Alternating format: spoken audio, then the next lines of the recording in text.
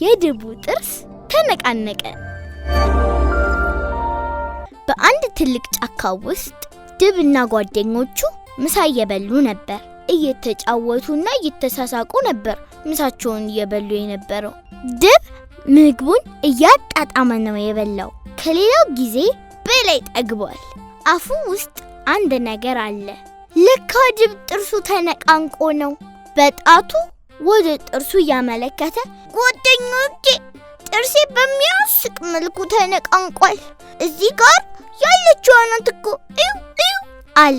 ድንገት ሆድ ባሰውና እንባው አይኑ ላይ ብቅ አለ። የጥርሴ ደህና ሁን ብላ ከሄደች እንዴት ነው መብላት የምችለው? አለ። ጓደኞቹ ከበውት የተነቃነቀውን ጥርስ መመልከት ጀመሩ። እስቲ አፍህን በኃይል ክፈት አለ ጥንቸል። ጥንቸል ወደ አፉ ቀረብ ብሎ ጥርሶቹን አየ። እውነትም ጥርስ እየተነቃነቀ ነው። ወላቃ ልትሆን ነው በቃ አለው። በቅርቡ ይህ ጥርስ ይወልቅና አዲስና ጠንካራ ጥርስ ይበቅልልሃል እሺ ብላ አይጥ አጽናናችው። እኛ ይሄ ምን እንደሆነ እናውቃለን። ይህ የተነቃነቀው ጥርስ ወልቆ አዲስ ጥርስ ሊበቅልልህ ነው።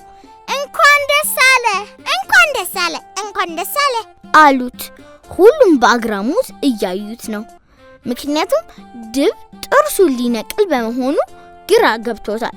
ጉጉት ወደ አፉ ገብታ ልታነቃንቀው ሞከረች። ነቀልሽው? ግን አልወለቀም። ብዙ ታገለች፣ ግን አልሆነላትም። ጥርሱ አልልቅ ብሏል። እኔ ትንሽዬ ስለሆንኩኝ ይሆናል አለች ጉጉት።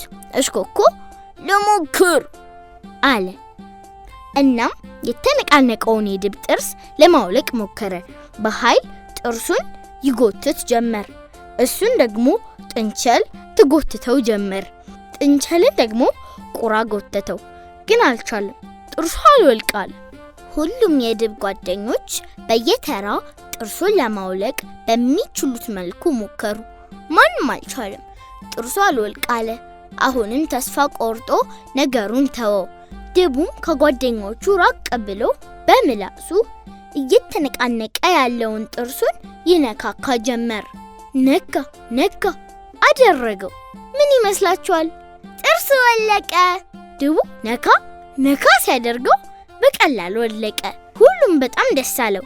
እየቦረቀ የወለቀውን ጥርሱን ለጓደኞቹ አሳያቸው። እነሱም የሱን ደስታ ተካፈሉ። ሁሉም በደስታ ይቦርቅ ጀመር፣ ይደንስም ጀመር። ድቡ ራሱን በመስታወት አየና በጣም ሳቀ። የወለቀው ጥርስ ወላቅ አድርጎታል። አዲሱ ጥርስ ቶሎ እንደሚበቅል አውቋል። ትንሽዬ ጊዜ በትዕግስት መጠበቅ ብቻ ነው። የወለቀውን ጥርሱን ይዞ ዋለ። ሲተኛም አጠገቡ አድርጎ ነበር የተኛው። የመጀመሪያ የወለቀው ጥርሱ ስለነበር እስከ መጨረሻው አብሮት እንዲቆይ ፈልጓል። ጠዋት ከእንቅልፉ ሲነቃ ጓደኞቹ እንኳን ደስ አለ፣ እንኳን ደስ አለ፣ እንኳን ደስ አለ በማለት ጣፋጭ ነገሮች ይዘውለት መጥተው አገኛቸው። እሱም ደስ እያለው ቁርሱን በላ። በላሁን ጥርስህን ከዋሻው በላይ ወርውረው፣ ከዚያም የሚያምር ጥርስ ይበቅልልሃል አሉት። እሱ ግን አልፈለገም። በልተነስ በልተነስ ብለው አስነሱት። ሁሉም ጓደኞቹ በደስታ ተሞልተው ወፌ ወፌ ያንቺን ጥርስ ለጓደኛችን፣ የሱን ጥርስ ለአንቺ እያሉ ማጨብጨብ ጀመሩ።